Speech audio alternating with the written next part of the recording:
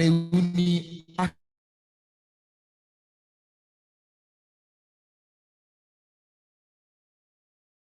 alumni. Nah, akan penjelasan melalui tausiah yang akan diantarkan oleh Bapak Ustaz Dr. Andes Haji Hema kepada Bapak Ustaz, dipersilakan dengan hormat.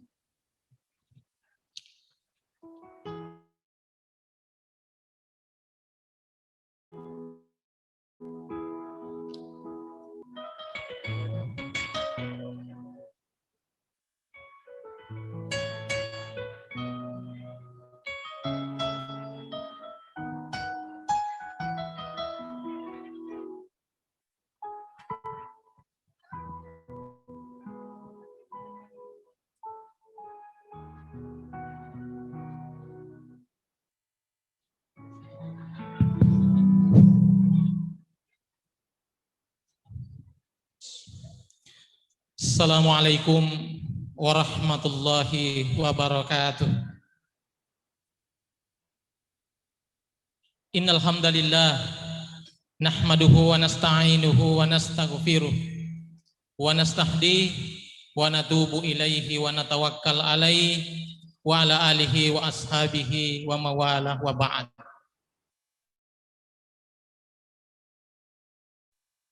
Yang terhormat alumni SMA 277 atau SMA Negeri 1 Sinjai.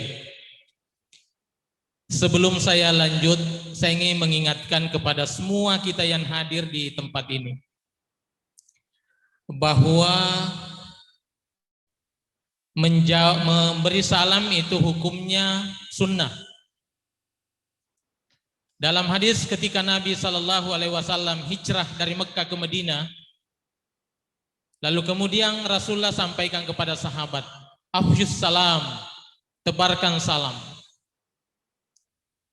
Memberi salam hukumnya sunnah, tetapi menjawab salam itu hukumnya wajib. Saya mau mengulangi, Assalamualaikum warahmatullahi wabarakatuh. Warahmatullahi wabarakatuh. Perlu dicatat bahwa memang salam itu ada 3 macam. Salam yang pertama itu harus dijawab. Tapi ada salam yang tidak perlu dijawab memang. Misalnya kalau kita sholat, Assalamualaikum, Assalamualaikum, tidak perlu dijawab. Kemudian yang ketiga ada salam yang tidak diharapkan dijawab. Kalau kita pergi ziarah kubur, Assalamualaikum ya ahlad diyar atau Assalamualaikum ya ahlal kubur, itu tidak diharapkan ada jawaban. Kalau kita pergi ziarah kubur lalu kita memberi salam seperti orang yang jawab, bisa penziarah kubur itu kabur semuanya. Bapak dan Ibu yang dimuliakan Allah Subhanahu wa taala, saya diundang secara resmi oleh panitia untuk menyampaikan tausiah dan sedikit agak otoriter memberikan materi ke saya. Dia sampaikan bahwa judul tausiahnya itu adalah esensi silaturahmi dalam pandangan Islam. Saya membuka Kamus Bahasa Indonesia, itu silaturahmi ternyata ditransfer dari bahasa Arab yang tadinya disebut dengan silaturahim. Di Saudi tidak ada yang dikenal dengan silaturahmi. Judul undangannya itu halal bihalal. Saya juga periksa di kamus Saudi, kamus orang Arab itu, tidak ditemukan juga itu istilah itu halal bihalal. Itu bahasa yang kedengarannya Arab, tetapi itu dibuat di Indonesia. Kira-kira maksudnya begini, halalun bihalalin. Apa itu halalun bihalalin? Saling menghalalkan. Orang yang memberikan atau mengadakan pesan kepada orang bahwa saya sebenarnya sudah memaafkan seluruh kesalahan Anda. sehingga hari ini tidak ada lagi kesalahan Anda. Dan saya juga berharap Anda juga bisa dan bersedia memaafkan seluruh kesalahan saya. Itu makna yang disebut dengan halal bihalal. Yang kedua, saya diberikan tugas untuk menyebutkan atau menjelaskan esensi silaturahmi dalam pandangan Islam. Setelah kita memeriksa seluruhnya, maka kita bisa menyimpulkan bahwa inti dari silaturahim sesungguhnya adalah persaudaraan. Saya ingin menyampaikan di tempat ini bahwa ketika kita ingin bersaudara, maka satu yang pertama yang harus kita miliki adalah ilmu yang berkaitan dengan persaudaraan itu. Orang bersaudara tidak serta-merta, tidak secara otomatis, tidak secara sing-selabing, tidak. Ada sekian anak tangga yang mesti dilewati kalau kita mau bersaudara. Yang pertama adalah mesti kita memiliki apa yang disebut dengan ta'aruf. Apa itu ta'aruf? Ta'aruf itu adalah saling mengenal. Apa yang dikenal? Yang pertama dikenal siapa orangnya, apa hobinya, apa yang dia tidak senang. Mesti kita kenal begitu itu. Yang kedua adalah ta'aluf. Kalau kita sudah saling mengenal, maka yang kedua adalah saling bersatu. Nah, persatuan itu jangan tahsabuhum jami'an wa qulubuhum syatta. Ada orang kan bersatunya itu seperti tai kambing. Kalau di dalam masih bersatu, tapi begitu dia keluar terpencar-pencar. Nah, dalam Islam persatuan itu adalah persatuan yang hakiki. Di dalam Al-Quran Allah Subhanahu wa ta'ala mengingatkan, wazkuru ni'matallahi alaikum iz kuntum a'daan fa'allafa baina qulubikum fa asbahtum bi ni'matihi ikhwana. Allah yang menjadikan hati kita bersatu. Nah, ini yang kedua. Kemudian anak tangga yang ketiga. Ini mohon maaf karena ceramah ini saya disampaikan oleh panitia tidak boleh lebih dari 15 menit. Ini memang saya akhir-akhir ini disiksa oleh panitia, Pak. Mulai dari Ramadan, kalau kita ceramah ditulis di mimbar, tertulis maksimal 15 menit. Tersiksa kita itu. Kemarin waktu kita lebaran di Islamic Center, itu juga saya dibisik oleh panitia, khutbahnya paling panjang 20 menit. Begitu masuk 21 menit saya akhiri. Hari ini saya mendapati keadaan yang sama.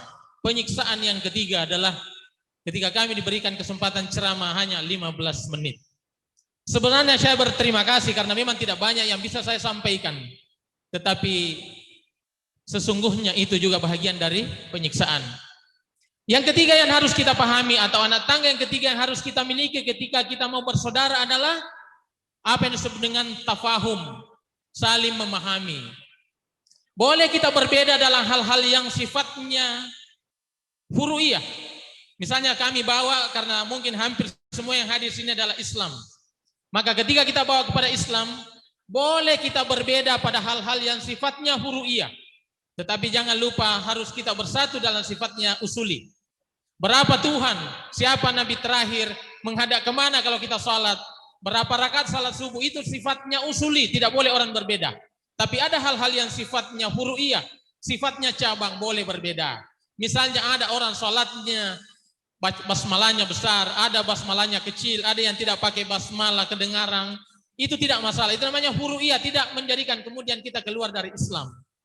Ini yang dimaksud tafahum, bisa memahami. Kemudian yang ketiga, yang keempat adalah ta'awun, itu juga anak tangga persaudaraan. Apa itu ta'awun? Yaitu saling memberikan pertolongan. Diminta atau tidak diminta, kita memberikan pertolongan. Kemudian yang terakhir dari yang pertama ini adalah tanasur. Apa itu tanasur? Mengutamakan orang lain. Persaudaraan itu dibuktikan. Kalau betul-betul kita bersaudara, maka mengutamakan orang lain. Ketika Nabi SAW hijrah dari Mekkah ke Madinah, Bapak Ibu yang dimuliakan Allah Subhanahu Wa Taala, apa yang terjadi ketika Nabi sampai di Madinah? Orang-orang Ansar, penduduk asli Madinah mengatakan, Muhammad, setengah dari Madinah ini kamu ambil, kita bagi dua Madinah. Setengahnya kami ambil, tapi setengahnya kamu ambil. Nabi mengatakan, kau terlalu baik, tidak usah. Begitu hebatnya orang Madinah. Ada sahabat yang hijrah dari Mekah ke Madinah tidak ikut istrinya karena istrinya masih kafir. Kemudian ada sahabat punya istri lebih dari satu orang di Madinah. Sahabat di Madinah mengatakan, saudaraku, saya punya istri lebih dari satu. Kalau ada di antaranya yang kamu suka, nanti saya ceraikan. Begitu habis iddahnya kamu bisa menikahinya. Begitu istimewanya persaudaraan yang dibangun oleh Nabi Shallallahu Alaihi Wasallam. Bahkan ada orang yang pernah menyembelih kambing. Begitu dia selesai menyembelih kambing, dikirim itu kepala kambing kepada kambing. Tetapi begitu dia terima itu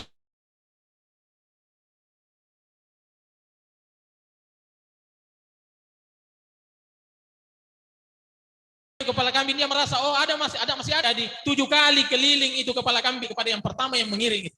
Kenapa dia kembalikan? Yang lebih berhak mencicipi kepala kambing itu.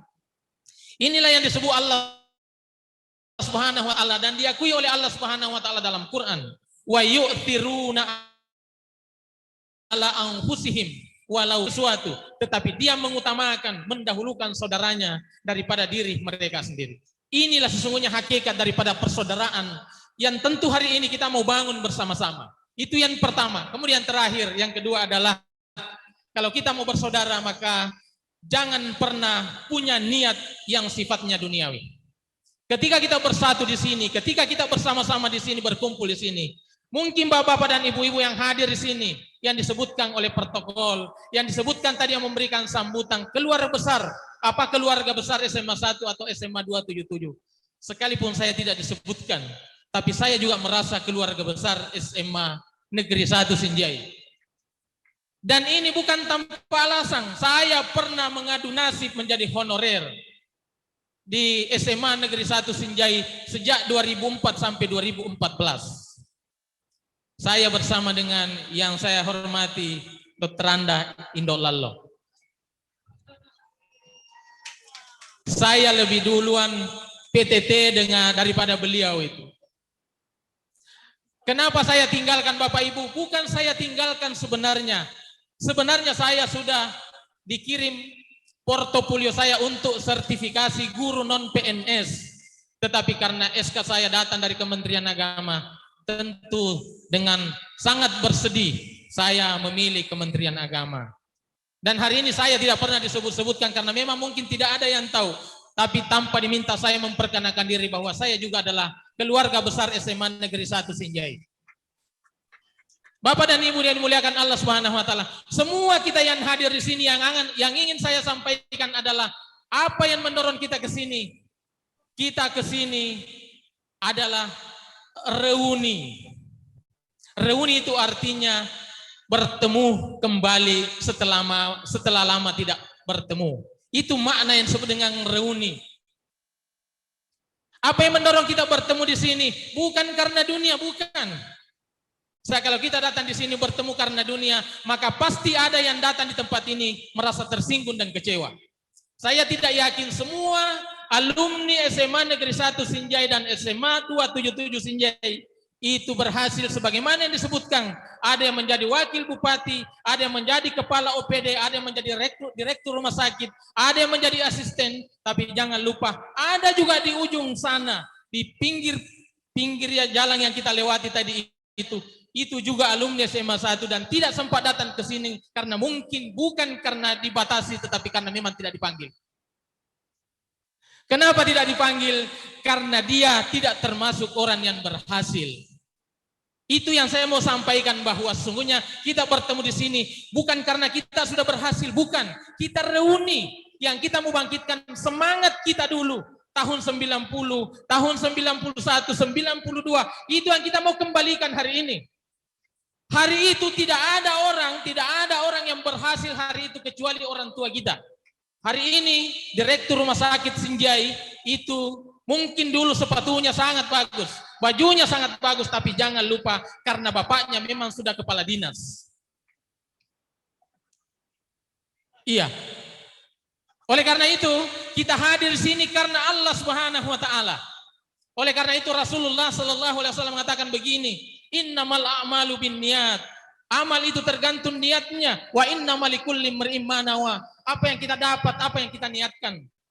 Lalu ketika Nabi SAW melihat sahabat hijrah dari Mekah ke Madinah, dia lihat satu demi satu itu sahabat. Wih, ada juga sahabatku kayaknya meninggalkan Mekah menuju Madinah itu bukan karena Allah dan Rasulnya.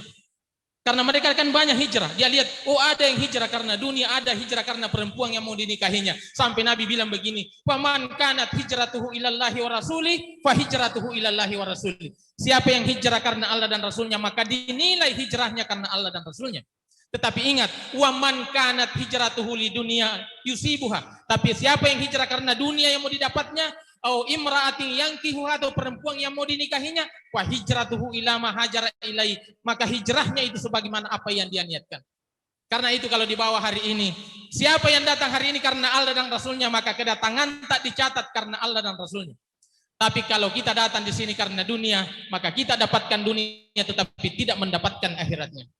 Yang paling terakhir dan penutup dari ceramah ini, saya ingin sampaikan bahwa sebenarnya kita semua yang hadir di sini adalah orang-orang yang hebat. Tetapi tidak cukup kita saling menyanjung. Kita mau berbagi di tempat lain. Banyak orang yang harus kita bantu di tempat lain itu. Kita mau mulai dari sini, bersatu di sini, kemudian kita bersama-sama membangun Kabupaten Sinjai sebagaimana diamanatkan oleh Ibu Wakil Bupati Sinjai tadi itu. Bapak dan Ibu yang dimuliakan Allah Subhanahu wa taala. Sebagai penutup dari ceramah ini ada cerita, mudah-mudahan nanti ada manfaatnya untuk kita semua. Ada dua orang santri yang bersahabat, bersaudara, bersahabat, kemudian dia sekolah di pesantren. Kalau dia liburan, dia pulang kampung, Pak. Yang pertama namanya Ahmad, yang kedua namanya Abdullah. Ini Ahmad kalau dia pulang kampung, rajin menanam ubi jalar. Ini Abdullah kalau dia pulang kampung, dia hanya main HP, pergi jalan-jalan dan sebagainya, pergi rekreasi. 1 tahun kemudian, libur lagi, libur tahunan. Apa yang terjadi?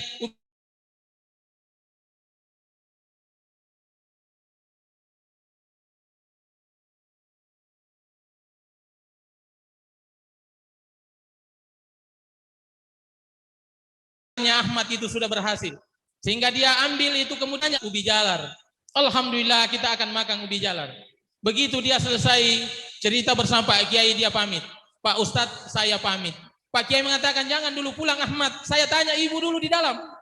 Ibu, elo kili suyahma agar kita rengi. Maka de wasan kabembe ku dia Ustadz teto kagak piare mek ku dia rengi. Dipanggil Ahmad. Ahmad, kamu tidak mau ambil kambing? Dia bilang, alhamdulillah Ustadz, 2 Ustadz. Diambil, dibawa pulang itu kambing. Ketemu di jalan dengan Abdullah tadi. Abdullah bertanya, boleh tiga tu? Nang kabembe mo renreng? Maka di boleh witiwirang kandora ipak kiai na renga bembe. Di kepalanya Abdullah itu berpikir, bagaimana kalau seandainya sambi atau 2 sambi durian ditiwirang ipak kiai? Pergi beli durian, dibawakan Pak Kiai. Begitu sampai di pesantren, Pak Kiai lihat, wih, engkau tuh ya Abdullah. Agar Abdullah maka dia durian Ustaz. Atinda dilalang si kajuto bembe di Pak Ustaz. Begitu dia mau pulang, dia pamit, Pak Ustaz mengatakan ke istrinya, ibu, elotoi lisu ya Abdullah agar kita rengi. Maka dia agak pilo dia rengi Ustaz, nasi kaju-kaju bembe, nanalan ya mak. Maka di Pak Kiai, ayat nama Sarah ibu, ala nih tumai kanto-kanto celak, nah iya tu dendre kandora nanti, kayak mak mereng. Apa yang bisa dipetik dari apa yang kita sampaikan ini? Beginilah kalau niat kita bagus. Niatnya Ahmad itu karena Allah Subhanahu wa taala, besar yang dia dapat. Tetapi apa yang diniatkan Abdullah itu karena mendapatkan kambing, masih mending dia mendapatkan ubi jalar. Kalau tidak, pasti tidak akan mendapatkan apa-apa dalam hidup ini. Oleh karena itu dalam setiap kerja-kerja kita memang niatlah yang paling diutamakan. Itulah sebabnya Rasulullah mengatakan bahwa niat itu sangat menentukan dalam kehidupan ini. Saya kira ini yang bisa kita sampaikan dalam kesempatan ini. Saya mohon maaf pada Bapak dan Ibu. Saya tahu bahwa yang hadir sini adalah orang-orang yang sudah sukses semuanya.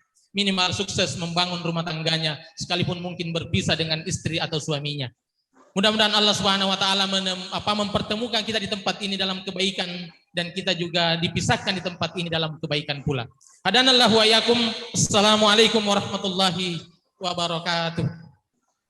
Waalaikumsalam.